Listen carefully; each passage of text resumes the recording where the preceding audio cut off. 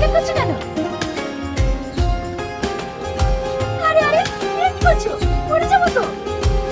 আজ তোমার জন্য খুশি খুশি খবর আছে। এত খুশি খবর? আরে তুমি যে ব্যাংকের চাকরির পরীক্ষা দিয়েছিলে তার অ্যাপয়েন্টমেন্ট লেটার চলে এসেছে। হ্যাঁ এই দেখো। আমি ভীষণ খুশি। আজ আমার অনেক দিনের স্বপ্ন পূরণ হলো।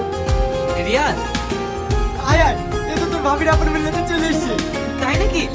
তাহলে ভাবি মিষ্টি কবে খাওয়াচ্ছ? মিষ্টি খাবি? তুই একটু বল, আমি আসছি। আর থাম, তোকে যেটা বলার জন্য এসেছি ওইদিকে টাকা সব মিটিয়ে দিয়েছি।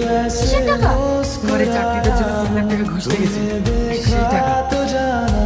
তুমি এত বড় টাকা কোথায় পেলে? ভাবি, ওর নামে একটা জমি ছিল, সেটা বিক্রি করে দিয়েছে।